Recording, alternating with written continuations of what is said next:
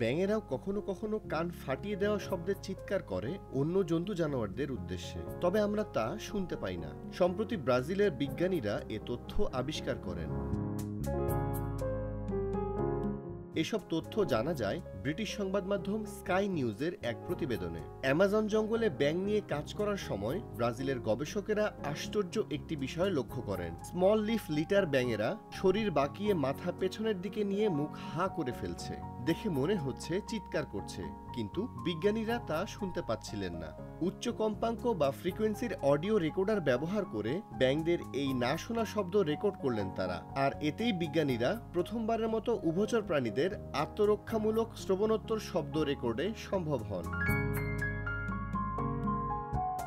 শিকারী প্রাণীদের ভয় দেখিয়ে দূরে রাখতেই এ শব্দ করা হয় বলে জানিয়েছেন ব্রাজিলের স্টেট ইউনিভার্সিটি অফ ক্যাম্পিনাসের গবেষকেরা।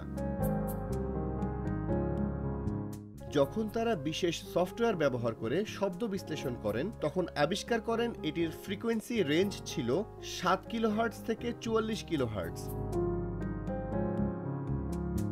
উল্লেখ্য, 20 কিলোহার্টজের বেশি ফ্রিকোয়েন্সির শব্দ মানুষ শুনতে পায় না। এর চেয়ে উচ্চ কম্পাঙ্কের শব্দকে বলা হয় শ্রবণোত্তর শব্দ। বাদুড়, তিমি, গন্ডার, কুকুর, কবুতর সহ সব ধরনের জন্তু জানোয়ার যোগাযোগের জন্য শ্রবণোত্তর ও শ্রুতিপূর্ব ফ্রিকোয়েন্সি বা কম্পাঙ্ক ব্যবহার করে। মানুষ এর কিছুই শুনতে পায় না। অতএব পরের বার যখন কোনো জঙ্গল বা বুনো পথ ধরে একটি শান্তিপূর্ণ হাঁটা উপভোগ করবেন, ভেবে নিবেন চারপাশে কোলাহল হচ্ছে, তবে আপনার কানে তা পৌঁছাচ্ছে না।